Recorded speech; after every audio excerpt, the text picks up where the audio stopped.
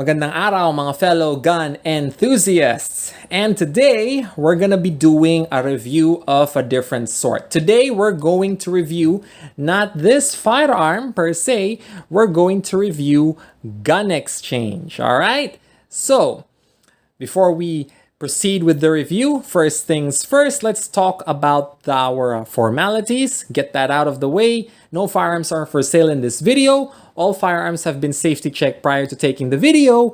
And all firearms in this video are licensed under Republic Act 10591. Alright? So, let's proceed. First things first, safety check muna natin in the video just to be sure. As you can see over here, the magazine is empty. And the firearm has no rounds loaded in the chamber. Alright, it's very safe. Alright, so this firearm is special because at least for me, siya yung kauna-unahang firearm na nabili ko second hand. And I did it through gun exchange. So, ano ba ang gun exchange? Now, ang gun exchange is an online shop or rather a site where you can buy and sell used firearms, okay? As you know, this is a very effective solution to a problem that exists here in the Philippines. And that is, mahirap magbenta ng firearms sa atin online because most social media pages, for example, like Facebook and YouTube, do not allow the posting of firearms for sale in their respective websites, okay? If you post such in Facebook or in YouTube, for example, matitake down yung video mo or mababan yung account mo because this is a violation of their community guidelines, whatever those community guidelines may be. Alright? So, to solve that, we have gunexchange.ph. Now, gunexchange.ph is a place where you can, for example, make an account and pwede mong i-post yung mga second-hand firearms mo for sale over there. And as a buyer, pwede ka ring mag-browse doon ng mga firearms na binibenta ng mga other licensed to own and possess firearms holders.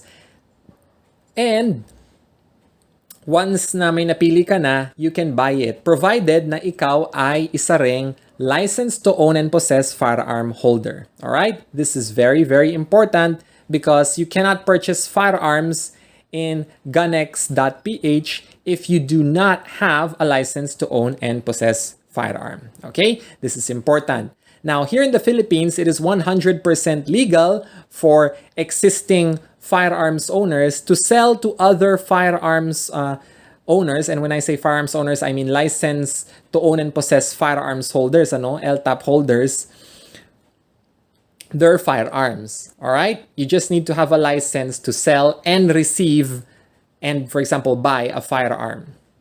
Alright, this is 100% legal. Just note na medyo mas complicated yung process niya compared sa pagbili ng firearm na brand new. We won't talk about that process in this video. And that is the feature, because that is the feature of gun exchange. If you use gun exchange, a partner gun store ng gun exchange will process the paperwork for you. Hindi ka na mahihirapan doon sa processing ng firearm at yung mga paperwork na kailangan mong gawin, dahil sila na yung gagawa nun. Alright? So, this is the advantage of gun exchange. Sila na yung gagawa nun. All you have to do is to sign up, select a firearm over there for sale. If you already are a licensed owner, you have to pay the fees. Okay, so, dyan tayo, this is one of the, how should I say, limitations din ng gun exchange is because you do have to pay a fee for processing the paperwork. And this can be quite taxing. Depende kung, for example, if you're in a hurry to purchase a firearm. Alright? Okay, so, first things first, pag-usapan muna natin ang mga advantages ng gun exchange. Now, number one advantage niya, and I'm gonna list down all of these advantages over here. As you can see, sa gun exchange, all of these advantages are very helpful because for a lot of us, ayaw na nating pagdaanan yung complicated process of transfer paperwork from us to the buyer ng firearm natin. Alright? So, first and foremost, number one advantage ng gun exchange is some of the firearms for sale in the page are being sold at a very low price. Okay, this is important kasi marami sa atin ay naghahanap ng firearm para maliit lang yung budget natin. So some of the firearms in gun exchange are actually being sold at a low price. I know I got this pistol for a very, very reasonable price. And yon. Ang challenge lang natin dito is yun lang nga, medyo mura yung price niya, pero ang drawback kasi doon is that gun exchange has an expensive, or at least I would see it as slightly high na processing fee. You have to pay 2 fees. Specifically, number 1 is yung ocular inspection fee natin, which is around, at least nung time na binili ko tong firearm na to last year, very late last year, is they will require 850 pesos and a further processing fee of 5,500 pesos, which is, if you put those two together, medyo mas mahal siya kaysa sa processing ng brand new firearm. Okay? So this is a challenge because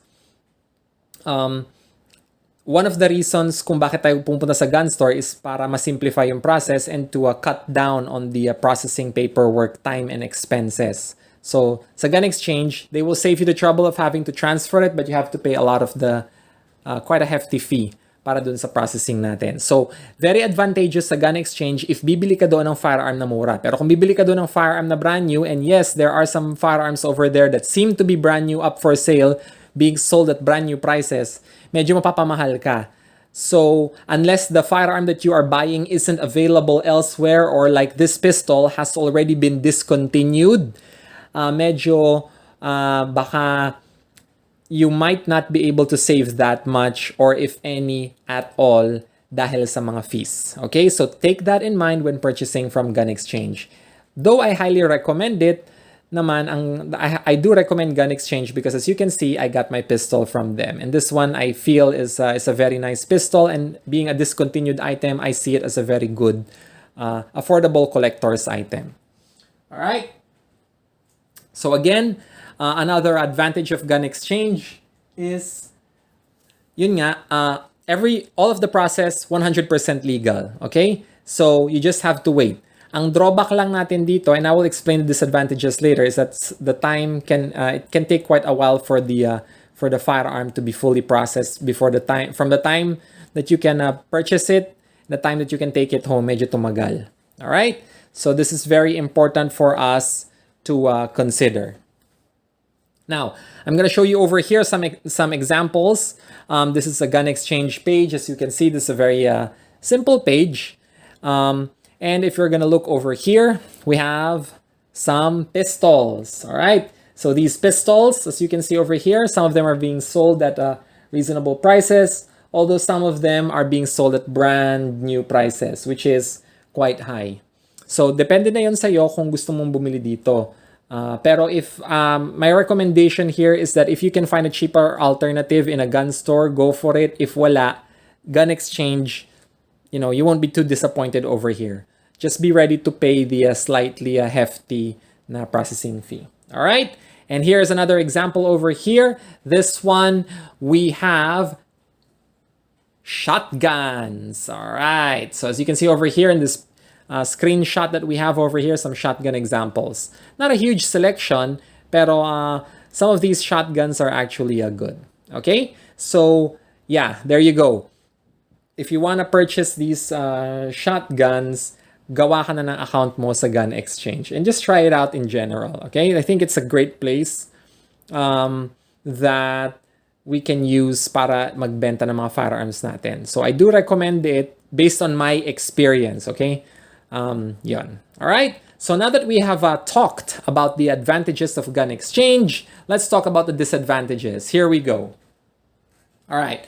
So first things first disadvantage nga natin is yun nga, you do have to pay quite a lot dun sa processing fee natin. First up, pag may napili ka ng firearm mo, you have to pay 850 pesos para lang sa ocular inspection. And what happens sa ocular inspection, once you pay that fee, you have the existing seller of the firearm will have to go for the purchase PTT, magkakaroon ng PTT, tapos once na na-achieve na yung PTT ng firearm na yon, tsaka pa lang matatransport yung firearm from the seller's house to the partner gun store. Tapos once it reaches the gun store, doon mo pa lang siya pwedeng makita, gaya nito. So makikita mo na yung firearm, you can inspect the condition of the firearm.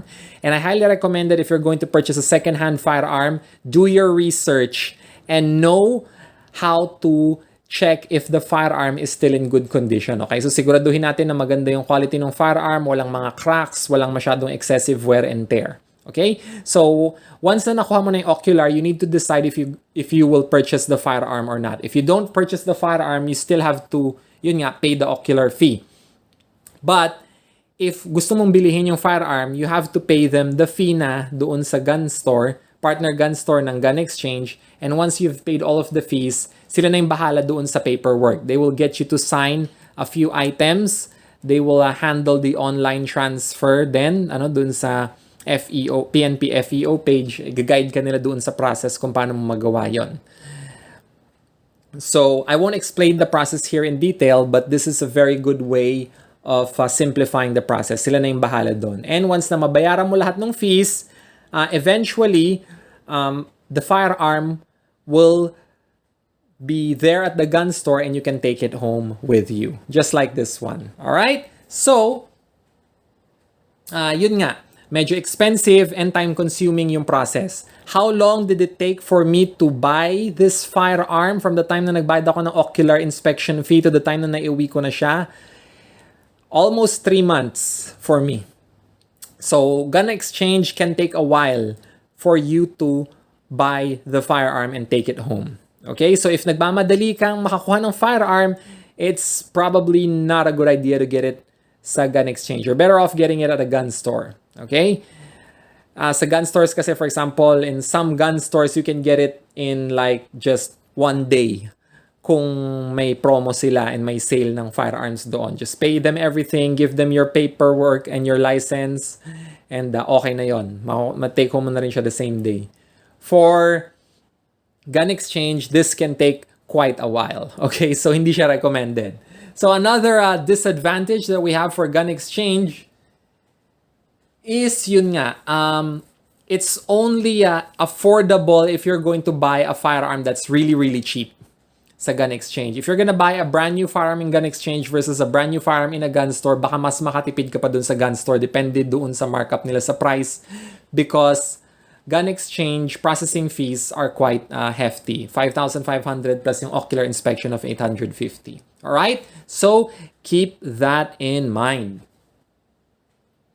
And of course, finally, yun nga, in gun exchange, one of the drawbacks that we have is that all prices are fixed. Kung ano yung pinost ni seller na price, yun na yun. You cannot give a best offer and we cannot do auctions either. Okay? So, you have to pay that fee. I think that a further improvement point ng gun exchange in the future, and if you're watching this on a gun exchange, you're doing a good job, by the way, dun sa site.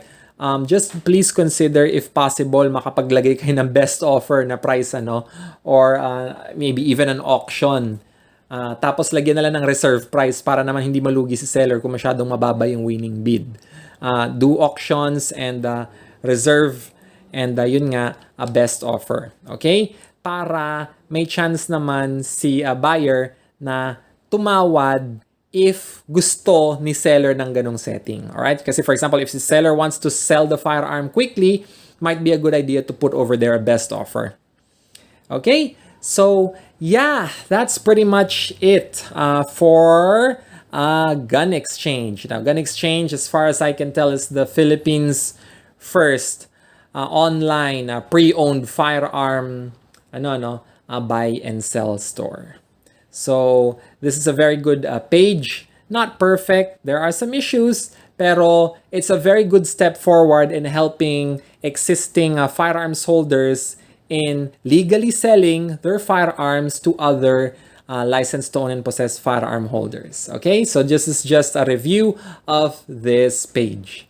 Now, this is something that you should consider when purchasing your firearm, especially if you are doing it on a very, very tight budget. Okay, so I hope you enjoyed this video. I hope you learned something new today. And if you did, please consider liking the video and subscribing to Philippine Ricochet Line. Okay, so we'll be back again soon for more content, firearms related content. And as always, this is Charles from Philippine Ricochet Line, and I would like to thank you all for watching. Please consider liking and subscribing in our Facebook page. Thank you very much, and I'll see you again in our next video.